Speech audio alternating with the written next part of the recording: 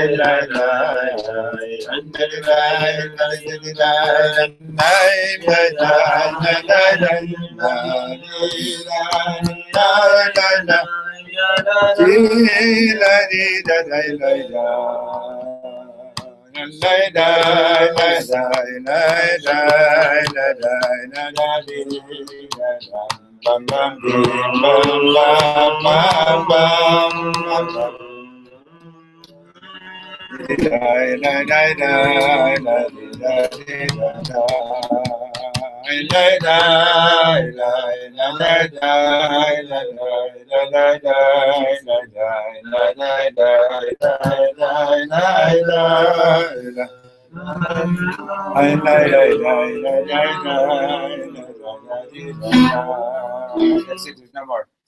Are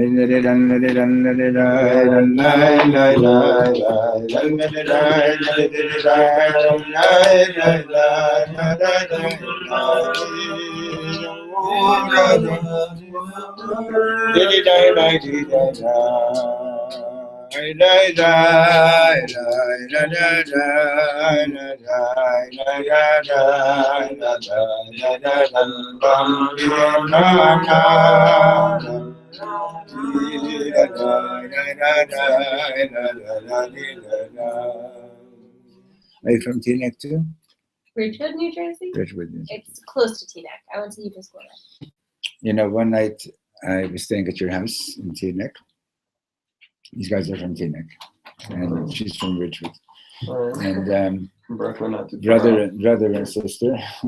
So I went to a wedding. I don't know if you remember the story, but I went to a wedding in Brooklyn, and a relative. And at the wedding, and I had directions. Your father has given me directions how to get back. So at the wedding, one of the people at the table says, "So how are you getting back to Teaneck?" So I showed him the directions that I have. He says, "Well, I'll give you a better way." Okay, fine.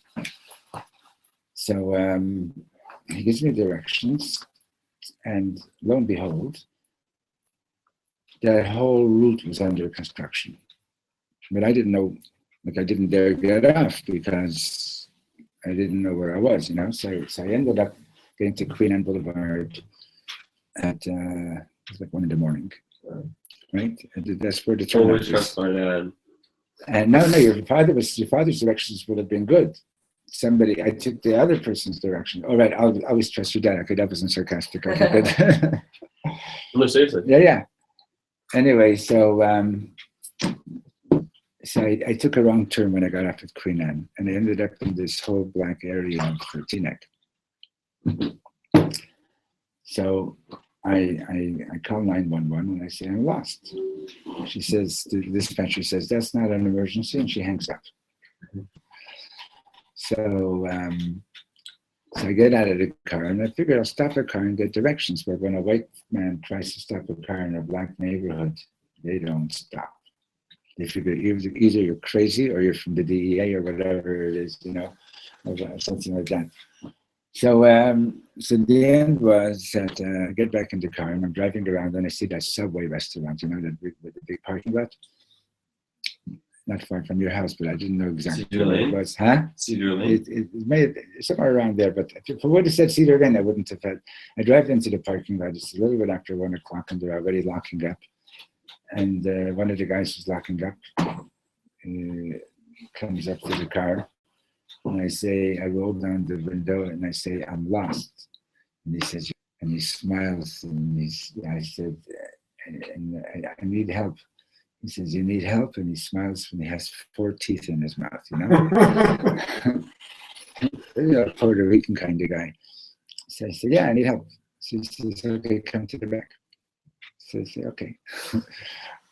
And he went to the back And they were so happy to help me. It's unbelievable. Because what I did was I did Reb Nachman of focusing on the Nekudat about, that teaching from Reb Nachman. And I'm sure focused on their good points and that you're going to do something good. And they were so happy that somebody saw something good in them. They didn't, I don't know if they were conscious of it, but that's what happened. They gave me directions. And I come to your house and the door is locked. So I slept in the car all night. Don't you remember that? Maybe you weren't coming. Well, you were in your car, I would know. Anyway, okay, so we started this piece yesterday. Your father felt so bad. Yeah, I'm sure. Because I wasn't going to wake up the whole house, He was probably up waiting for you. No, he wasn't. No. Yeah. That was before they had cell phones. I had a phone with me, but I wasn't going to wake them up. I called the police. Anyway. Okay, so we started this piece yesterday on page 318. And L'shkoach u'leizacher, page 318. You can, as if I read the Hebrew, you can follow as my reading, and I translate. Okay, good. So, I'm not sure why he brings this particular teaching in here to the Parshat. That hasn't been. I didn't get to the end of it yet, so I'm not clear as to exactly why.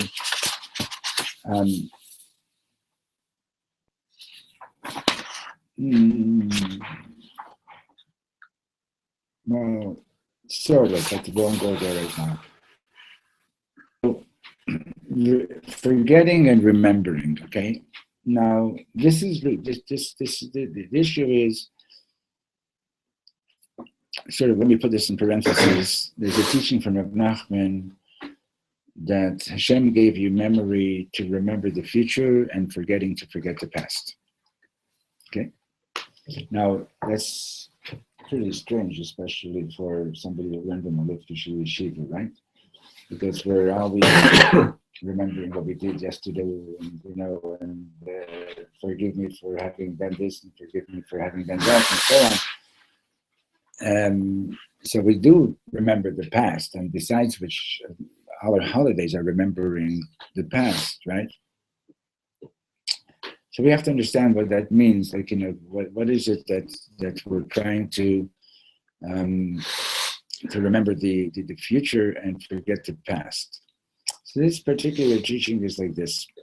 This is based on the Ishbisser. There's a time to remember the past, and there's a time not to pay attention to the past. Okay? So if you, for example, remember all the times that your teacher may have said you're a stupid idiot, or you're a bad boy, or you're a bad girl, and so on, you're not going to get very far ahead, right?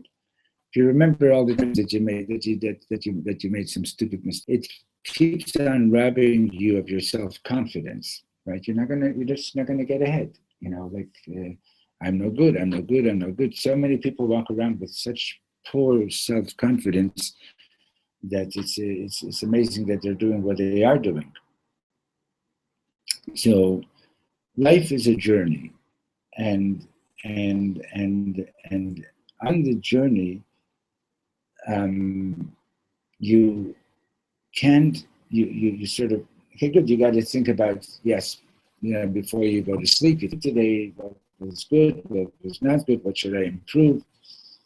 True, but don't dwell on the mistakes. Don't dwell on the mistakes. You made mistakes, it's time to move ahead.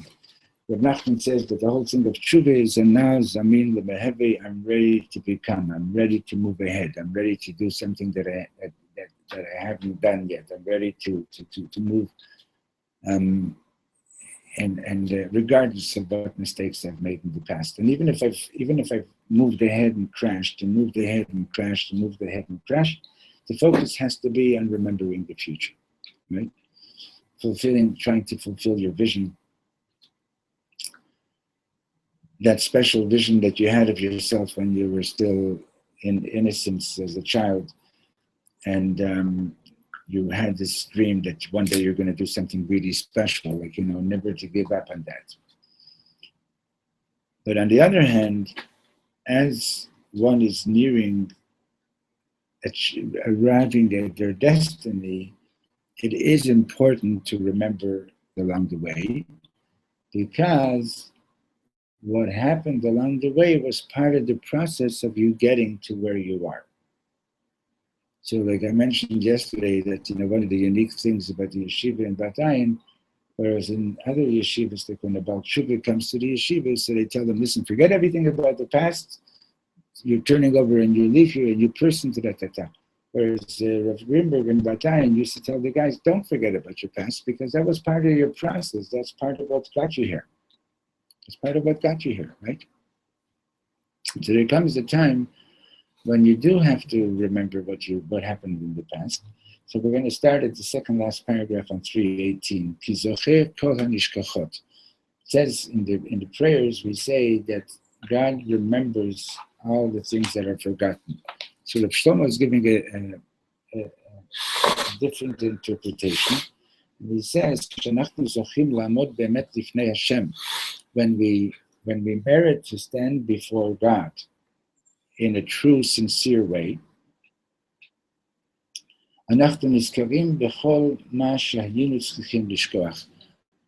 just being in that moment and experiencing that, you just sort of almost automatically remember all kinds of things that until now you needed to forget.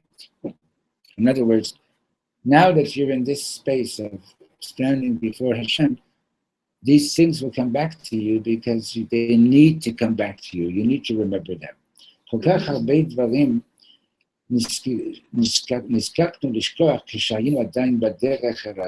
were so many things that we had to forget as we were on the journey coming closer to Hashem, to God. But when we're actually standing before Him, Zochrim hakol, you begin to remember everything. How can you forget something? It happened. Happened in God's world. How can you forget it? In other words, what he's alluding to over here is the concept of hashgacha pratit, divine providence, right? Divine providence meaning that everything that happens is under Hashem's attention, right? And if Hashem wouldn't want it, in Yiddish there's an expression, bashert. You heard that expression, like, when something happened, you say it was bashert, it was ordained, it was ordained to happen. If Hashem didn't want something to happen, then there's no way it could happen. Okay? That's the idea of Basher, that's the idea of Hashgacha Pratit, right? Now,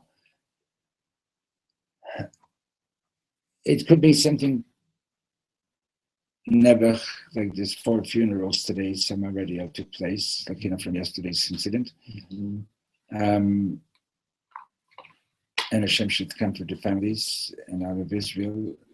Now, to say that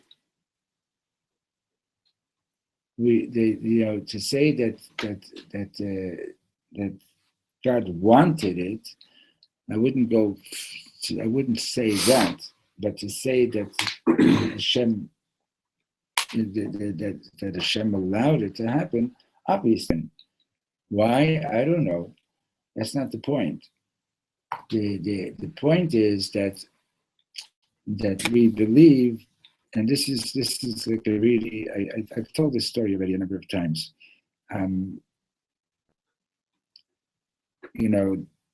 I had a very, very difficult childhood in many respects. So I don't really like to use the word abuse, but yes, I was. And in psychologically, physically, etc., without going into details. Now, and there came a point in my life where pretty much everything around really crashed. And, and I was 27, 28 years old. My former wife decided she didn't want to be married anymore. I had 4 children. I found myself the first time in my life all alone. I'd never lived on my own before that, and it was like, what happened? Like another major rejection in life, right? And I knew that I really, really need to figure things out and figure out like what's happening and which way am I going in my life and so on. So Baruch Hashem, at least I had the brains not to bring the television into the apartment I was living in, because I used to be a TV addict. And even when I was working full time, I would be watching television for 30 hours a week. Like, I would even sit there in front of the test pattern. I don't know if you ever saw that, but in the olden days when the broadcast hours were over, they had a test pattern on the screen, like. In any case, so Baruch Hashem, I didn't bring the television in, and I decided I was going to spend an hour a day approximately with a journal in my hands and just write down whatever came to my mind and so on. So a big question that I really had to deal with was, did I believe in Hashgacha Pratit? Did I believe that God is somehow involved in everything that happens? Okay. Now, belief, according to the teachings of the Hasidic masters, belief doesn't necessarily mean that you believe something 100%. If you want to believe something, it's also considered a level of belief. Okay, you might not be 100% sure that you believe in God, but if you want to believe in God, that's also a level of belief. So I was able to get to the place after a considerable amount of time where I was able to say, I would like to believe that Hashem pays attention to everything that happens. So then that led to the next question. Do I believe that everything, so that meant that Hashem was there, God was there in all those times that I was, being abused, whatever way it was. So the next question was, well, do I believe that everything that Hashem is involved in is for the good? And that's also a big question, right? Because, I wouldn't go over to a kid who just got beaten up and say it was for the good, We're not talking about telling somebody else, but we're talking about telling myself. So there too, I spent a considerable amount of time working on that, and I was able to get to a place that I would like to believe that it was all for the good. Okay? Now, that was a crucial moment in my life, because it was at that point that my life started to turn around. Okay? So what Reb Shlomo is saying over here is that when you find yourself standing before God in a real way, okay, in other words, we're not talking about God being some concept that is beyond, but rather more like along the lines the way Reb Nachman speaks about having like a real personal conversation with Hashem, like his Bodhidut. So if you have the guts and you have the honesty, so the fact is that things will come back to your mind, things that happened that you for one reason or other had to forget about until now, but now it will come back to mind. Okay? And it has to be true. What Reb Shlomo is saying is that it has to come back to mind. Why? It has to come back because it happened in God's world. It didn't happen out of the blue, so to speak. It didn't happen in some kind of a bubble, some kind of a vacuum bubble or anything like that. It happened in Hashem's world. It means that Hashem was involved and Hashem was supposed to happen. So we need to recognize that, and we need to sort of like look at, see, what was that about? What was I? How did this help me get towards my goal and towards my destiny? Okay. So he goes on and he says like this. Here's the connection to the Parsha. The Parsha Shalanu Nachtu Lomdim Al Shnei Bnei Yosef. In this week's Torah reading, we learn about Yosef's two sons. You're allowed to ask questions. I don't get. Okay. I see you're thinking. So I'm thinking. I know. I said I see that. I see it. So yeah. Okay. So the Parsha Shalanu Anachtu Lomdim Al Shnei Bnei Yosef. We're learning about the two children of Yosef. One of them is named Menashe, and the other one is Ephraim. Now Hashem Menashe Nitan Lo Ki Nashani Elokim Et Kol Amali. The older one is Menashe, and when the Torah tells us that Yosef was naming his children, the name Menashe, Yosef says, why is he calling him Menashe? Because God made me forget all my hardships. Hashem natani koach lishkoach et kol hatzarot sheli. Meaning to say that Hashem gave me the strength to forget all the hardships that I've gone through, right? Hashem Ephraim, the name Ephraim, Nitan Lo, was given to him, Ki hifchani Elokim be'eretz ani, because God made me fruitful in the land of my suffering. Hashem natan li koach lifrot ve'olrabot. Lamrot hakoshi v'hakaev. God gave me the strength to increase, to multiply, despite the hardships and the pain that I was living through. Zehu hatalich shedibarnu alav. This is the process that we've been talking about. Kodem lishkoach. First, you got to forget the hardships so that you can move ahead. Ve'az, and then afterwards, as you get to your goal, lihizacher, then to remember, okay, that was a part of the process of me getting to where I am. Okay. So Adkan Midivrei Rabbi Mishbitzer, this is basically until here was the teaching of the Ishbitzer. In my humble opinion, we can add to this. Yeah. From the word period verivia, like increasing, multiplying, right? What's the word fruit? Paris. That's right. And that's where the English word fruit comes from. Peirej is FR. Peirot, okay, fruits. No. Peirot is fruit. I know. That's what I've said. Right. In Okay. Russia. Huh? In Russia. I just Menashe is from old Yashan, something. Oh, okay.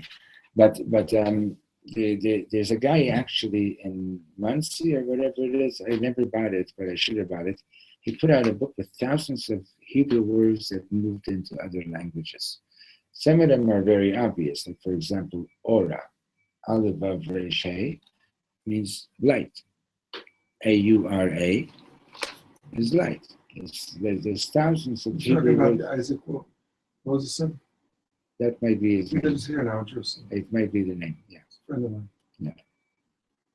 Okay. Chabad. Huh? He's in Teaneck. He's from Teaneck. He's doing the Chabad. Tinapton, okay. One in Vancouver. Yeah. Anyway, so that's Ephraim. Okay. So, Kisharatza Yaakov Devarech Et Shnei Bnei Yosef, and Yaakov wanted to bless the two children of Yosef. On page 319. Siva Yosef et Menashe. So Yosef said to Menashe, Shehu HaBachor, he was the older, he was the firstborn. So he told him, La'amod b'yamino shel Yaakov. He placed Menashe to be opposite Yaakov's right hand. That Ephraim, Haben Hashani, and Ephraim, the second son, La'amod mismalo, he placed him to be by Yaakov's left hand. Right? Yaakov lo sirev. Yaakov didn't object. This was fine for him. But then the Torah tells us, what did he do? Sikel et yadav. He crossed his hands over, right? And he put his right hand on Ephraim, the younger one, and his left hand on Menashe, the older one. Right? Et yado hayamanit hiniach al rosho shel Ephraim, but yado hasmalit. He put his right hand on Ephraim, but yado hasmalit, and his left hand he put Al Roshosha Menashe on Menashe's head. But what's interesting, and Yosef goes ahead and tries to correct it, and he says, no, this is the way I'm doing it. But what's interesting is, שבפסוק לא נאמר שיעקב הניח יד ימינו על ראש אפרים למרות שמנשה הוא הבכור. It doesn't say that Yaakov put his right hand on Ephraim despite the fact that Menashe was the firstborn. אלא סיכל את ידיו כי מנשה הבכור. He moved his hands with intelligence in this way, כי מנשה הבכור, because Menashe was the firstborn. Okay? Not despite the fact that Menashe was the firstborn, but ki Menashe, yes, Menashe is the firstborn. In other words, Yaakov was recognizing, he knew exactly that Menashe is the firstborn. So Reb Shlomo says like this, Kodem kol tzrichim lishkoach et kol hashkiyot. In other words, the first thing is, the first stage in our processes of growing and developing is forget your mistakes. Menashe. The first stage is Menashe. Shishmo ba mihamilah nashani, which comes from the word nashani, which means shichcha, forgetting. Haya habachor. He's the firstborn. Right? He is the firstborn. This is where it starts. It starts with the process of growing starts with forgetting. Right? He's without a doubt the first step in the process. But Yaakov Avinu, before leaving the world, he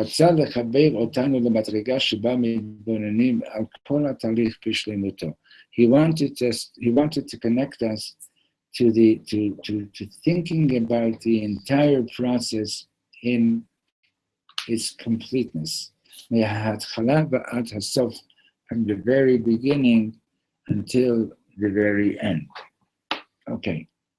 Now, the truth of the matter is if any of you were like psychotherapists and for example, if you were working with elderly people, or even if you're working with younger people, a very important thing in therapy is to try to get the person to focus on their vision of the future. What do you want to do, right? Very often when people go for help, they're just so focused on the past. What was wrong? You want to go into juvenile law, you're going to have to know this, right? And now, as you know, when people are getting closer to leaving the world, they're starting to get flashbacks of things in their life. Okay. My mother, she should be well. Like she hardly sleeps at night. She keeps on waking up with nightmares from the Holocaust and so on.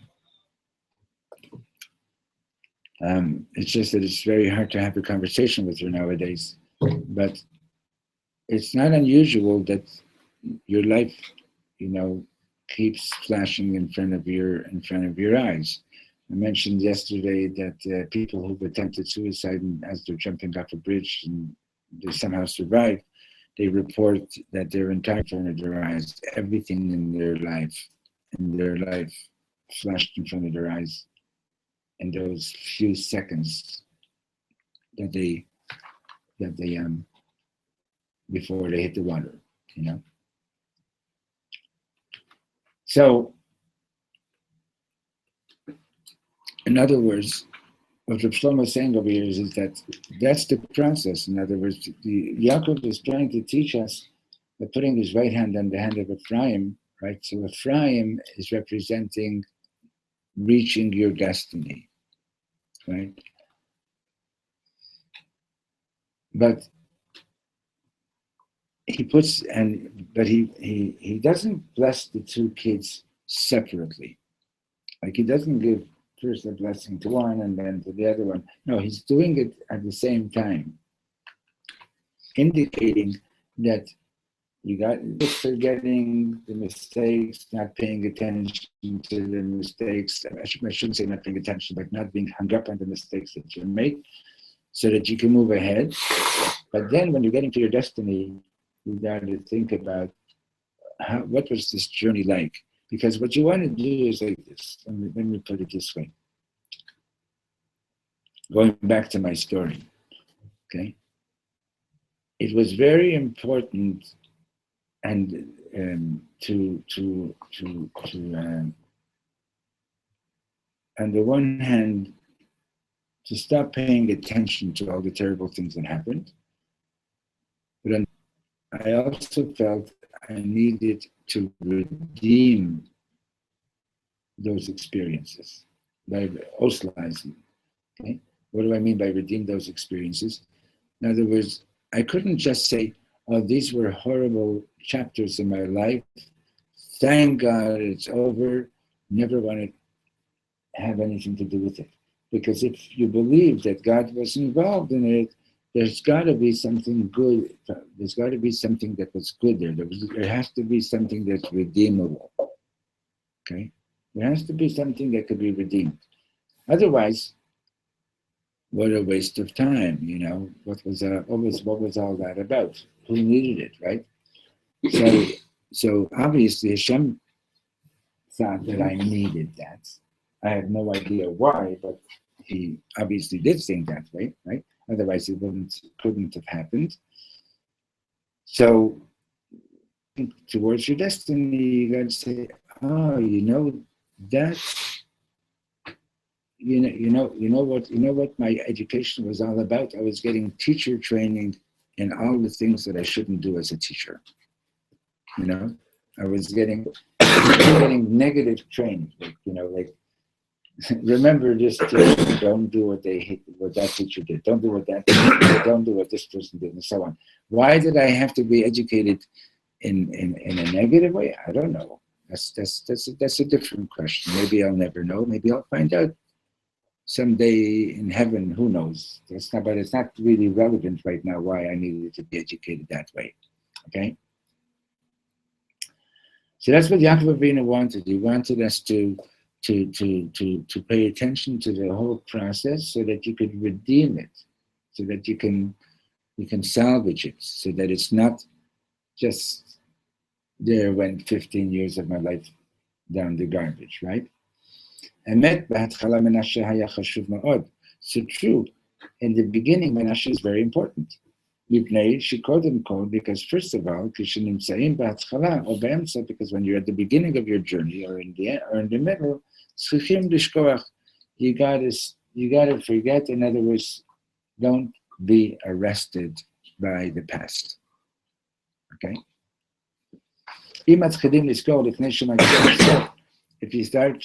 If you start remembering everything before you get to the end, the mamash tov is really not good. But when you're getting towards the end, you have to remember everything. That's the level of Ephraim. In other words, that's the level of Ephraim reaching your goal. And then when you're remembering it at that point, when you're getting closer to your destiny, then the remembering is altogether different from the way you remember before you get to your destiny. Okay? Let's take a pretty extreme example. Yehudi shiatza ze ata Auschwitz. A Jew, let's say, just got out of Auschwitz. Mitzad echad, yesterday, by the way, the 10th of Tevis is known as the Yom HaKadosh HaKlali, the general Kaddish day for all the people that died in the Holocaust that the relatives don't know when their yortzeit is, you know. So yesterday at the big class that I went to, said and everyone in the shul said Kaddish together. So he says, Mitzad echad, on one hand, if yachshov kol hayom al Auschwitz, if the guy is going to think about Auschwitz all day long, although he's not going to be able to survive it, right? And in my childhood, I think there were only, I'm not sure, but maybe 3 or 4 kids in the school that actually had grandparents. We were pretty much all children of survivors. So very few of us actually had grandparents. I never had the experience of having a grandfather or a grandmother. And there were, I would say that probably most of the survivors took the route of not talking about, but my parents for sure didn't talk about the Holocaust, with the exception of hearing a story or two at the Seder. I never heard them talking about the Holocaust, like, not, I shouldn't say never, but it was never like, they never really told us, like, the horror stories and so on. On the other hand, I had a friend whose parents talked to her every single day about the Holocaust, and for them, the Holocaust was never over. We did every single day. So Reb Shlomo says, imagine somebody like that, he has to forget a little bit. It breaks the heart to say this. It's almost like a desecration of God's name to forget what happened. But there's no choice, because if he's not going to forget, he's not going to be able to continue living. But on the other hand, you can't forget Auschwitz, on the other hand. And it's forbidden to forget.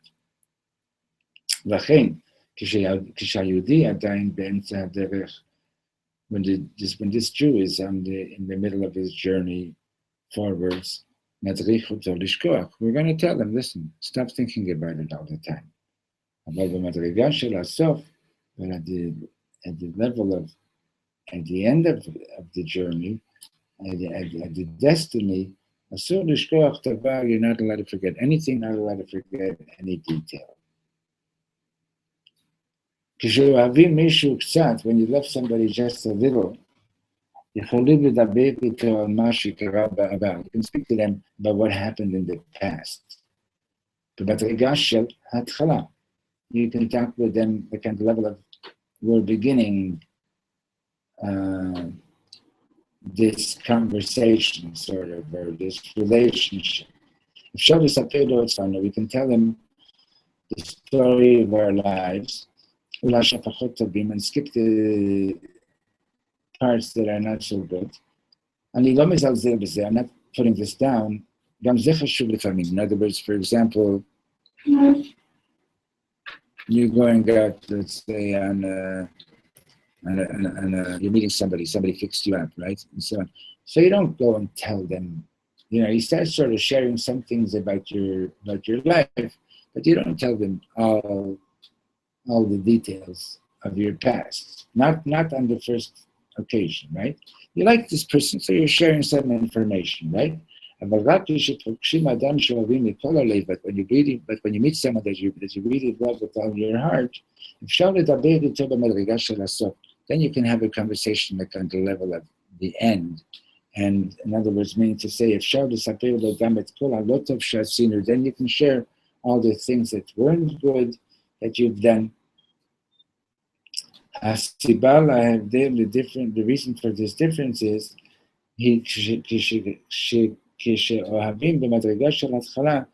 because when you like somebody, but it's at the beginning of the relationship, you have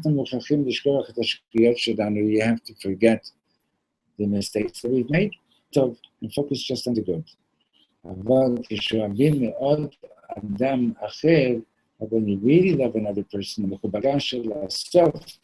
and you're connected with them on the level of of the end, at the end, לא יכולים לשכוח שום דבר, then you can't forget anything, because it was all part of the process of getting to meet this person that you love very much.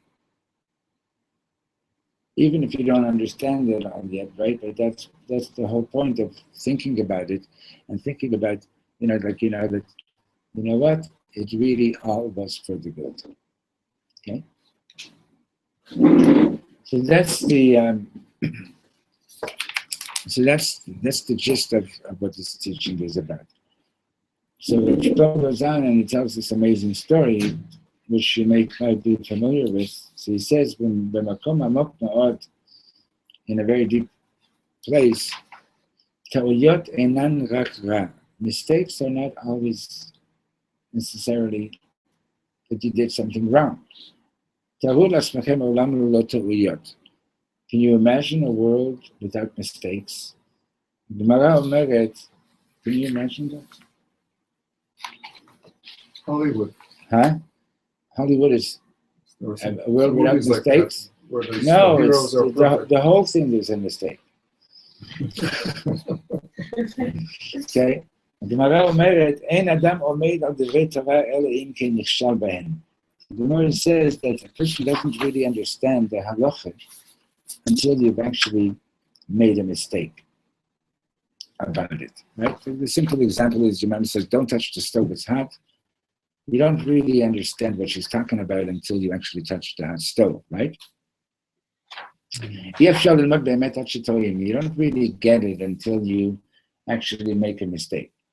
Ken, you can memorize information that's written in the books, and you can become a doctor, or physikaim, you can become a physicist. But when it comes to your soul, the tikkun shelachem, fixing your soul, la'omek ha'amiti shel ha'chayim, to the depth of the true depth of life, kan darush kvar mashu acher, that requires something else. Imagine, shani ro'eh eizo, Shaya, do me a favor, don't lean down on the binding, okay? דמיינו שאני רואה איזו מישהי שמוצאת חן בעיניי ברכבת התחתית. Imagine I see this woman that I'm attracted to in the subway. אני עוזר אומץ, I gather my courage. ניגש אליה ושואל אותה לשמה, and I ask her for her name. Funny, this is fine. And I ask her for her name. איפה היא גרה, where she lives, מה מספר הטלפון שלה, what's her telephone number. למחרת אני מתקשר למספר הטלפון שזכרתי בעל פה. I call her the next day with this number that I memorized. Shalom, Shprinzale. Hi, Shprinzale. Zeh hachaver shalach mi'harakebet. This is your friend from the subway. Boi nipagesh machar ba'erev. Let's get it. Shavua la'achar mikein anachnu mitachsim, and a week later we're already engaged. Mazel tov. Sipur yafeh. It's a nice story. Aval hu lo kol kach, but it doesn't get me so excited. Now imagine the following. I meet this girl. She gives me her phone number. But I don't manage to remember the number exactly. Days and nights I dial every possible combination of those numbers. I'm just about giving up hope, I'm in despair. And then one day, somehow I managed to dial the right number. Shprinzale is on the other end of the line. So here, something altogether different happened. Now I know this phone number on a whole different level. My love for this girl is altogether different. It's on a whole different level than if we had just met and a week later we were engaged. There's two levels of consciousness. The מדרגת ההתחלה at the initial stage of consciousness, adif liyot gaon v'lilmod ma'ahet k'chol ha'efshar. It's a good thing to be a really smart person and to learn as much as you can quickly as you can. אבל לימוד תורה ובדרגה של הסוף דורש זמן. But learning Torah on the level of the end, that takes time. למה כל דבר בעולם לוקח כל כך הרבה זמן? Why does everything in the world take so much time?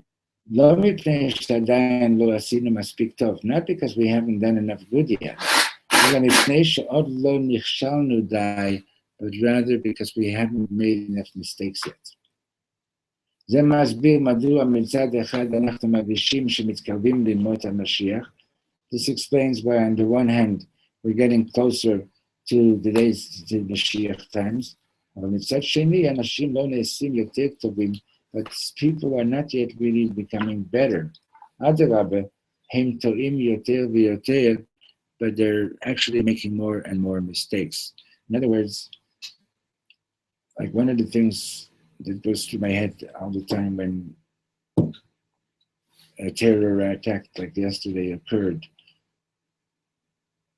How many times does that have to happen until you need tissue in the bathroom? In the bathroom, yeah. Okay. How many times do we have to go through this until we're going to finally get it?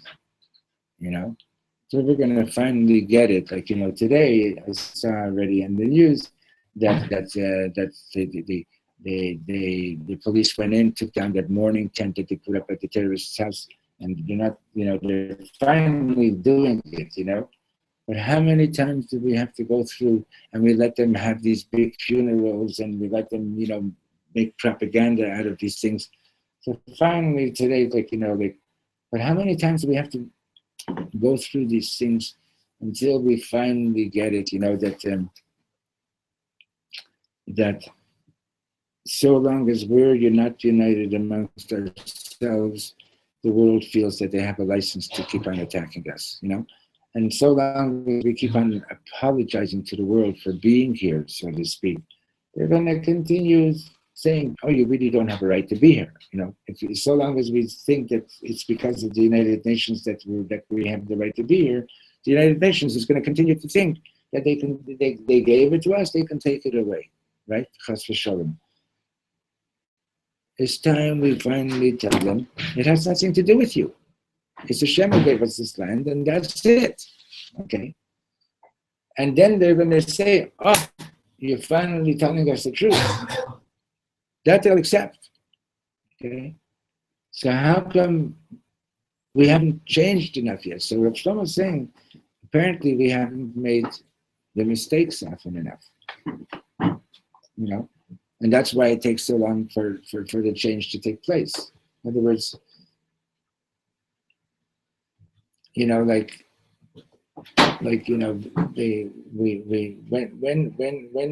were the times that we experienced tremendous unity here in Israel?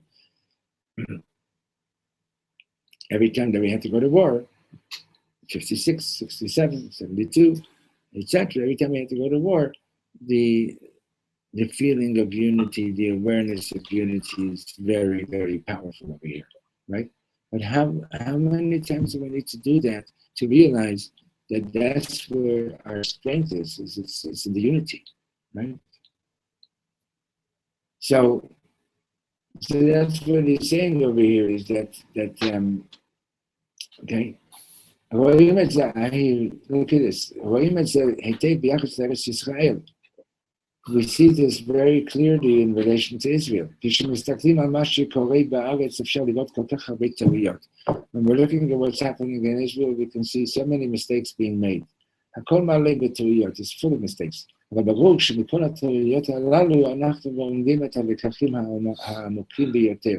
it's clear that from all these mistakes, we're learning the deepest lessons. דמיינו שוב את הבחור שחייג במשך שנים למספרים שגויים עד שמצאנו בסוף את המספר הנכון. Let's go back to that guy who's spent all that time dialing the wrong numbers. סוף סוף הוא עומד עם שפרינצלה מתחת לחופה, finally he's standing under the chuppah with שפרינצלה, ואז הוא אומר לה, he says to her, ואם נשכח מהשנים שלקח לי למצוא את מספר הטלפון שלך. And imagine if he says to her, let's forget all those years that I didn't remember your phone number. חס ושלום, God forbid. אי אפשר לשכוח את כל הפעמים שחייגת מספרים שגויים ושפרינצל לא ענתה. I'm sorry, איך אפשר? How can you possibly forget all those times that you dialed the wrong number and Shprintzler didn't answer? הרי זה מה שהביא אותך בסופו של דבר של שפרינצלי.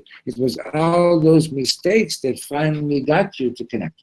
לא רק שאין לך זכות לשכוח את השנים שעברו עליך בחיובים השפויים, not only don't you have the right to forget all those years that you spent dialing the wrong number, אין לך זכות לשכוח אפילו חיוג של פרי אחד.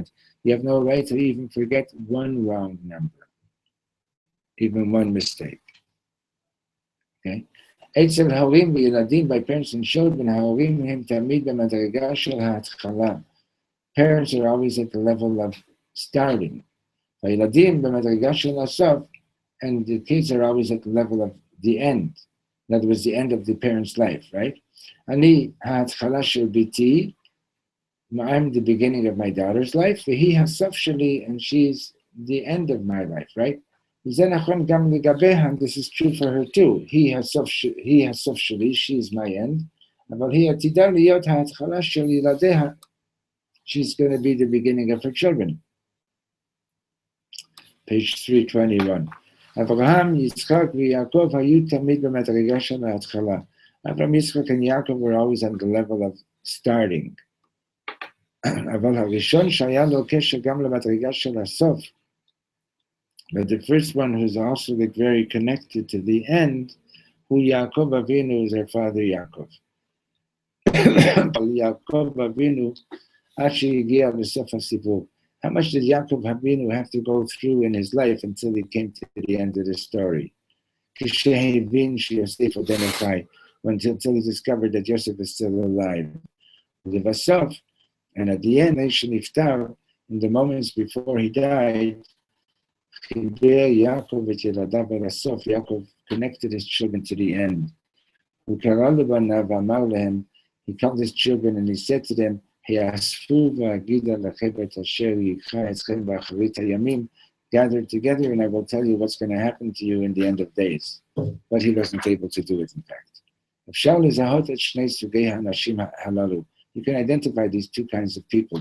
יש אנשים של התחלה, there are people who are always starting, שמחקו מזיכרונם את כל הטעויות שעשו אי פעם, that they've erased all their mistakes so they can move ahead. יש אנשים של סוף, and there are people who are always at the end, האנשים אינם שוכחים אפילו טעות אחת שהם עשו. And people who are connected to the end, in other words, they're already at the destination, then they remember all the mistakes that they've done. So they both don't sound really good. You did. You always want to be starting something new. The point is you can't be just one. That's the point. In other words, you have to operate on both levels. And that's why they were blessed at the same time and not. That's why he's blessing them at the same time. He's not blessing them separately. Right? He's blessing them at the same time. In other words, you have to know, okay, right now is not the time for me to remember my mistakes. But I will one day. I will have to redeem my past. Okay? I want to redeem my past. I don't want to walk away from my past as if it was just a wasted period of my life. Okay? So there is some day, but you just have to realize, okay, it was tough, it was mean, it was all that, but in my life. And I need to redeem it. On the other hand, I can't dwell on it right now.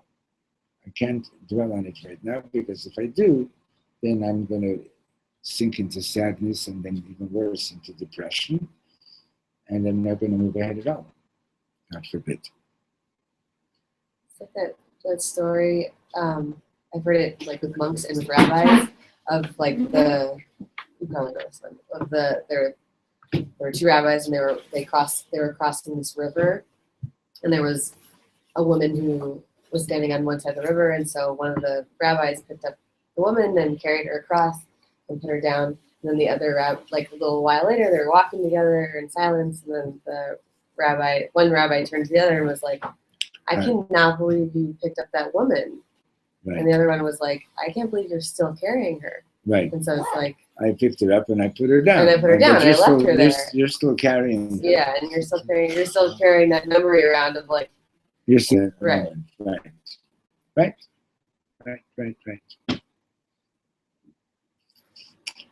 Okay, so God willing, we'll continue tomorrow. Okay. And thanks for showing up, everybody. thank Thank you. you.